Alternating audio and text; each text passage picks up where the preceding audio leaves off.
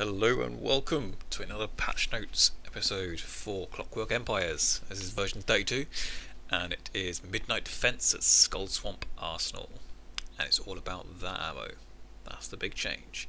This one I wasn't actually going to do a video for because there's very few actual gameplay changes. This one is kind of a fix the game patch, which is great.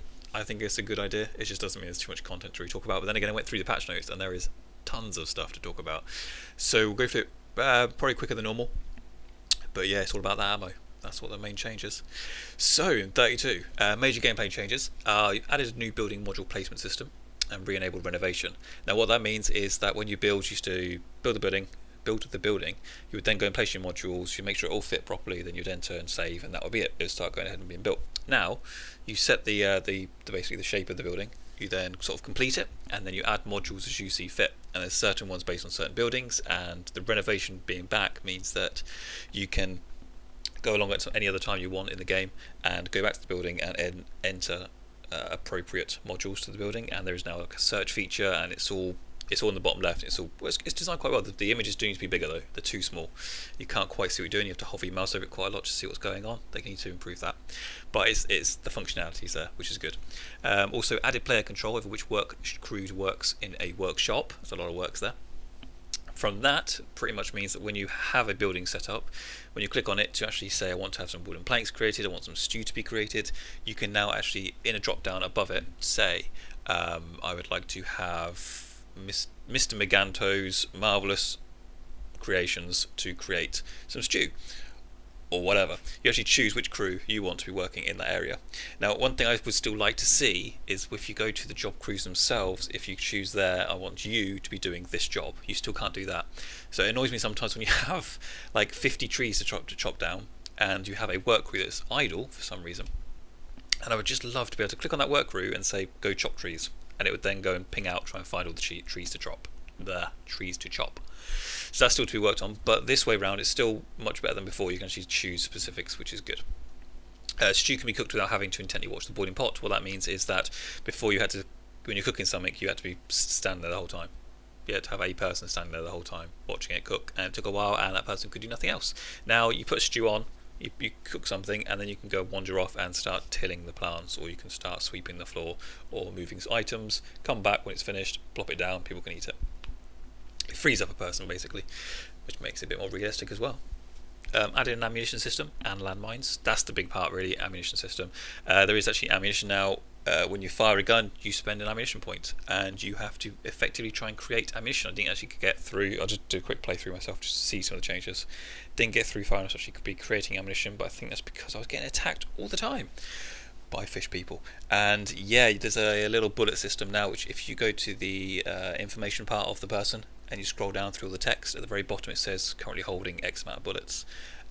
And yeah, it goes into a bit more detail further on, but that's a big change. And there are landmines as well. And improved combat AI. Can't really explain that, but it'll tell you later on. But they fight better basically. Characters.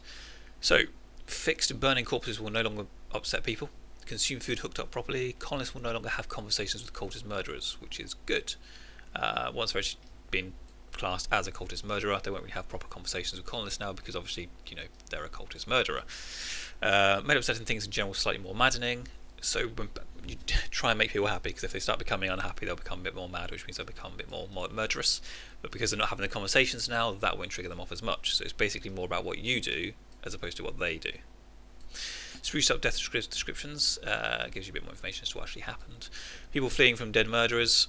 Hunting bullets requires bullets. Hunters will acquire and use bullets, which means when I first read that, I thought they'll find them just find them in a tree somewhere. No, they will pick them up from the stockpile if you have them. Civilians will drop bullets when not hunting, so if they pick them up, they'll then drop them back down again if they don't need them. Bullet amount will now display in civilian text paragraph, as mentioned before. So clean up glitches on pick up and drop ammo animations. Fixed food memories weren't working correctly. Just if they did or didn't like something, it's now going to be in there more long term.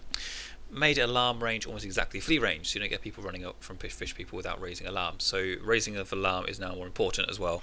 They do it on a set amount of land, set sort of area, and people respond to it accordingly. But so do the military. If there is a alarm going off, they will much more likely start running towards them.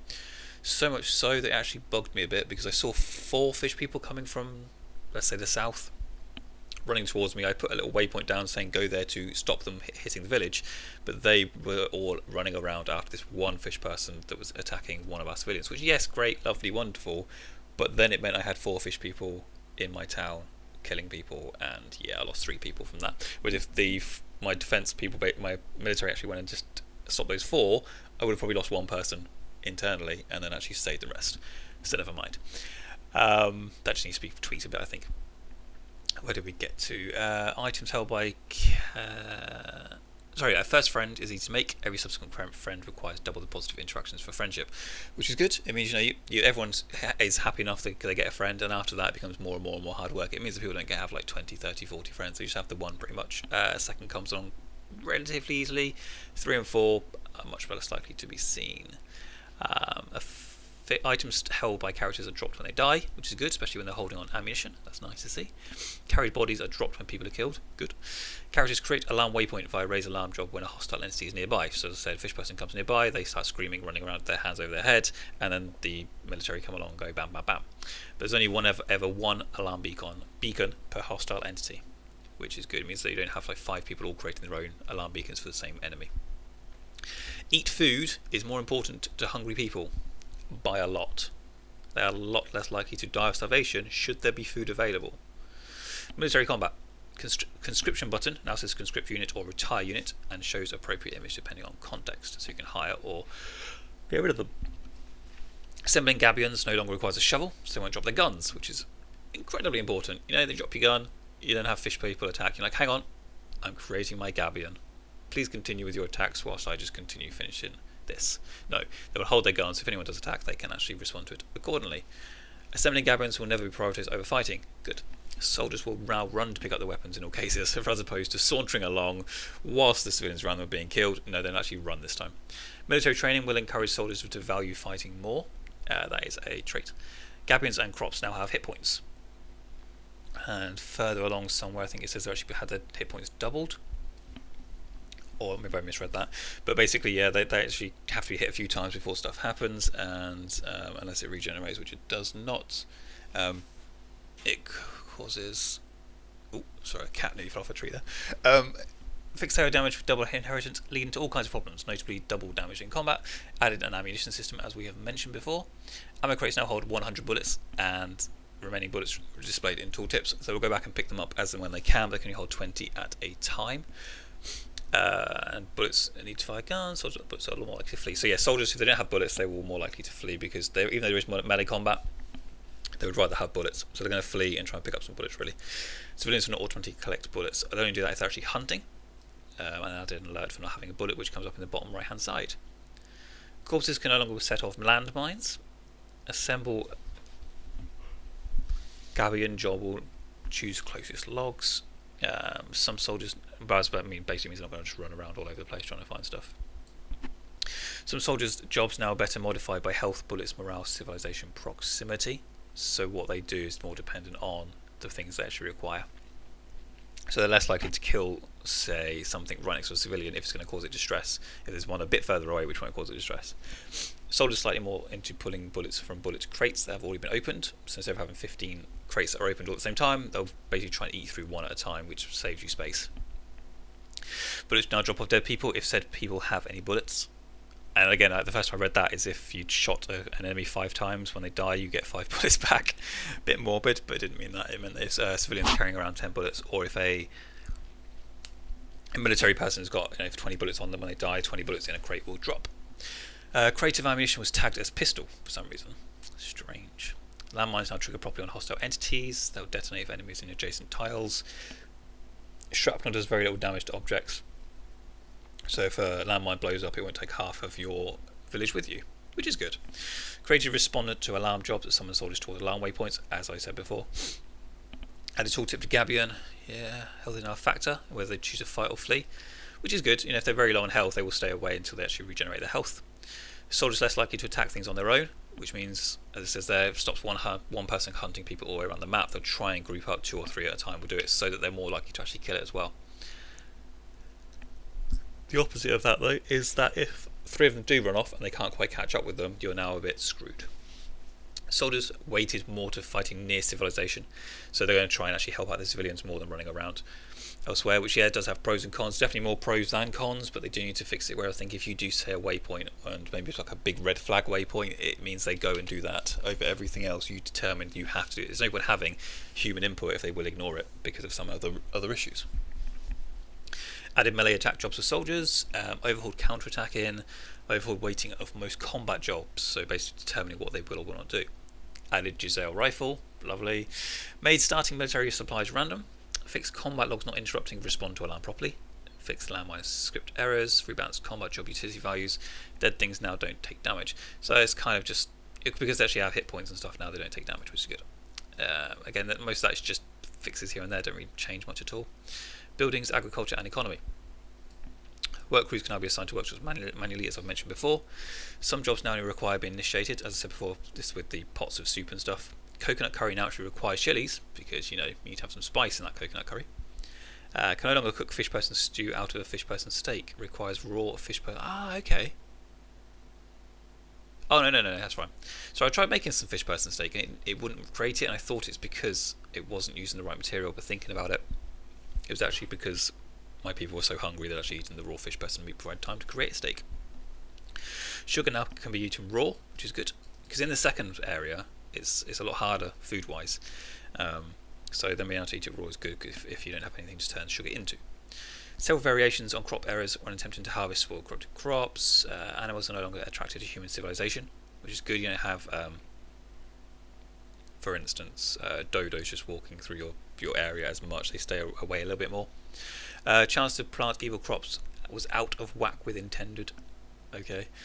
Farming jobs and utilities more or less equalised. Miscellaneous chair table improvements. Beds now have restfulness bonus. This is quite nice. Applied every 3 seconds while sleeping. So basically, the better beds mean you have less sleep needed. Because before there wasn't really much point in doing lower, middle, or higher class beds. Whereas now they do. So a lower class bed may mean that you have to sleep in it for 20 seconds. A higher class bed you only got to sleep in it for 5 seconds, for instance. Added ability to flatten terrain and terrain jobs. So you can actually flatten the terrain. I didn't try it myself. It did seem a bit pointless. To be fair, I did give it a little bit of a look. But yeah, I wasn't really that impressed with it at all, which was a bit rubbish. Added Gibbs to Gabions. Oh god, sorry, big gust of wind just there. Slows the window up. Beds now fixed, cooking and re-cooking on Pork error. Added ability to flatten terrain. Yep. Added iron charcoal kiln. Okay, these ones. Iron charcoal kiln, iron ceramics kiln, brick ceramics kiln, etc, etc. That to me, I haven't read into the exact whys for it, but I think it's because before, to create a kiln that creates bricks, for instance, you needed bricks. So if you ran out of bricks, you couldn't then create the kiln. So I think what they've done now is they'll create it so that no matter what materials you have, as long as they're sort of suitable, like an iron kiln and an iron ceramics kiln, they're all fine. Iron brick are fine for kilns. So as long as you have the materials, you can pretty much create anything you need, which is really helpful. So if you do run out of bricks, it doesn't matter because you can still use iron to create an iron kiln to then create bricks, to then create a brick kiln as needed, which makes sense. That's good. Added sound effects basically for destroying crops and gabions. Removed extra raw food tag on wheat flour. Changed some crop growth times, which is good. Speeds them up, slows them down, made them fit a bit better. I felt like quite a lot of them actually slowed it down. Renamed that. Spoiled crop tooltips now says crops are spoiled. I haven't tried it since, but I thought you could actually get rid of the crops that are spoiled, but it seems like you can't choose to do that. People just do that on their own. Ferrous foliage textures cleaned up. Low-tech brewing vat. Gunpowder production moved to Arsenal from chemist. Again, these are just very small changes. New module placement prototype implemented, as I said before. Some decor content reactivated. Now place windows and buildings. Yay! Window model alignment, Ferris decor alignment. Cult power variable type means cults were powerless. Damn. Eldritch transformation cannot be tried. I haven't actually done much with the cults, so I'm not too sure what this actually means, so I'll try and go through it and hopefully it'll be okay. Cultists can build stone or wood shrines, which is good. It means that they can basically, if you're trying to build stone shrine, you have no stone, they wouldn't build shrine, it'd be a bit pointless. Shrine building and transformation gives notifications. People will now run away from murderers rather than having conversations with them. Shrines are now randomly rotated. Balance. Cultist murderers get automatic frontier justice. Requires madness. Requires built a shrine. Shrine building requires madness. Shrine building requires shrine counter. Death of a cultist will require cult power. Yay, it gets frontier justice. Reduce madness requirements for some cultist acts. Log ticker entry is now created when cultist murder begins murdering. Good, because you can actually go to it and actually try and stop it or help out or whatever. Cultists have to go to a shrine, pray and summon a dagger before performing a murder. So it's now an extra stage of the process, which means you, I guess, get more time again to stop them. Cultists will now try to use a dagger to murder rather than an axe, which makes a lot more sense, considering the whole image was always a dagger. Cultist murder requires more murder points. Eldritch transformation will drain cult power, so they become weaker. They've got to take time to build up again. Shrines now for real actually get rotated randomly again, so they mentioned it there and are further up again, I think in previous patch notes as well. Improved Eldritch transformation effects, and Eldritch transformation may no longer interrupt itself. Animals, giant beetles, which are actually quite giant. They're now armoured, and I think what this means is that they need to be killed with bullets rather than fisticuffs. Because they won't take much damage from hand to hand. Balance reduced giant beetle hit points, so they've got more hit points and they're armoured, but I think because they're going to hit with bullets a lot, it means it's going to take a while. However, when you get them down, you've got a lot of juicy goodness inside of them.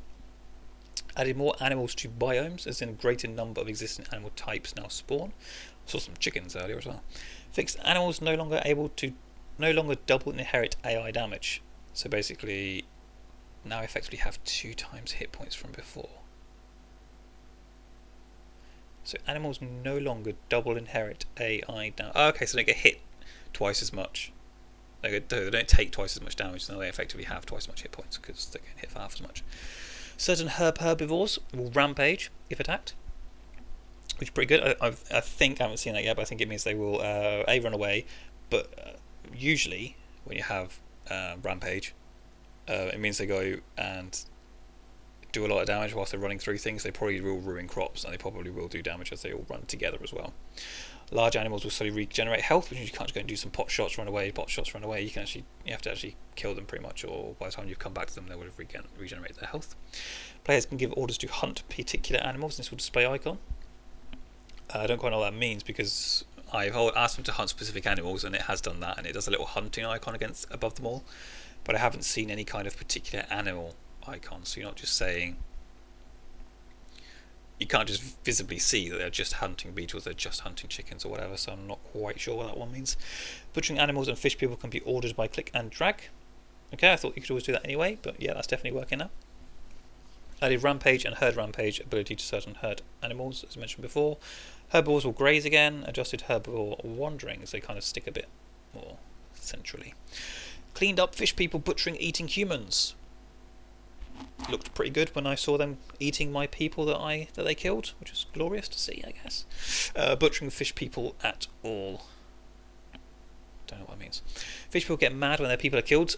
So if they're raiding, they send 10 people in to kill you, and you kill them, they don't get angry. If they are just wandering around, tending to their young, aka their caviar, they will get angry if you attack them. And if you attack plenty of them, their fish queen, herd, womany person says, we're going to go and send in some people to attack you. Da, da, da, da. And they send like 10 or 15 or 20, and then you either tell your people to hide, or you tell your people to attack. And you have to take them down. They come from all different directions. And it's quite good, actually. Quite enjoyed it. So don't go and randomly kill fish people if you can help it. They wander into your territory, so be it. But yeah, the more you kill, the more likely you're going to get attacked, and the more likely you're going to get attacked, the more bullets you're going to use, and the more bullets you need to create, or you're going to go out of bullets, and then you can't hunt, and you shall die. Pretty much. Fish people can destroy gabions. Alerts generated when fish people destroy crops or gabions. So in the bottom right hand side, you now get a little icon to say they are destroying your crops, which is quite annoying indeed. It's like a little wilted flower thing, not that you need to know about that. Reduced absurdly high search range for fish people's butcher human corpse and eat human flesh, so they won't quite go so mentally distance to find them. Made it slightly more likely for fish people to get butchered, especially by morbid colonists. To be fair, every single one that was killed was butchered. as far as I could see. I didn't even need to give the command to do it. Everyone was doing it. So I seem to have a lot of morbid colonists. Fish people attack event reports Raider's number in log. It does. It comes up and says like 20 are going to attack, 15 are going to attack, or whatever. 3 more attacking. Balance of fish people will only attack. A fish person will only attack walls a limited number of times. So yeah, they make a breach and then they run through, rather than them attacking basically the whole wall of units, which kind of defeats the object, because then you just get all your people there and kill them off in time. Added randomness to fish people choosing to attack objects. They're less likely they're less single-minded about property destruction. So some will go and attack them, and some will go and attack people or crops or whatever. Slightly lowered fish person health. Really? It took like 7 or 8 bullets to kill them, and that was quite a while, especially when you've got 4 or 5 attacking at once. So okay. Made landmines explosions quite scary to fish people in a large radius, so they will run away should they detonate one and don't actually get hit by it. They will try and run away. Events added landmines to weapon supply drop. Size of supply drops now based on prestige. The more prestige you have, the more you get, and so it actually gives you a purpose to try and get more prestige. I had about 3, 4, 5 prestige. Oh, I think it was 3 or 4 actually at the point when I stopped playing earlier. And when you got supply drops, it still says this doesn't affect your prestige, doesn't affect the amount you get. So I'm guessing maybe at 5, maybe at 10, I'm not sure. Immigration event gives more feedback via text log, so it tells you more about what's actually being given to you. Every weapon drop is guaranteed to have 1 crate of ammunition. Excellent. That's where I kept getting my ammunition from, because I did keep asking for weapon drops. It was for ammunition, didn't realise. They were giving me ammunition as well, which is good. World objects. Fixed stumps from chopped trees can be cleared properly now. Glorious. Forage source visuals now more consistent. Clear object script errors are being fixed, and remove spam from tree. And finally, let's pull this up. Fixed typos in tutorial. Updated tutorial slightly. Tutorials now pause the game when tutorial messages appear. They do, and that actually really bugged me, because every time you get a tutorial message, when you finish it, it finishes when you unpause. So you unpause, it then comes up with a new tutorial message. And in my head, I had to repause, so I kept repausing. Unfortunately, it was repausing for me. I was then unpausing, and so I had to keep on basically double tapping the spacebar, because in my head it's just the way it's meant to be. So I actually preferred it when it wasn't pausing. I do understand why it does it, and I think it's a great idea. But I think maybe when you finish with the first tutorial message, it should then unpause itself. Added more unique module icons, added some new icons, landmine, special character, basically some of the new stuff they brought in. Extra windows properly dismissed on game start load. Command icons now not doubled in new game loads game. Undisabled main menu buttons on returning on main menu. Module categories, blah blah blah blah. There's a bit of crappy stuff there. I found that saves do take a long time now. I pressed save, and early on in the game it took a good 30 to 40 seconds to save the game, as opposed to, I don't know, 4 or 5 in every other game, or more likely 1 second in every other game. So I don't know what that was about. That's probably because it's early versions of it. It's probably I think it's the first second update since they did these saves. So be it. Save games now properly saves rally points, properly saves filters, properly saves fogs of war, properly restores tooltips, which is brilliant.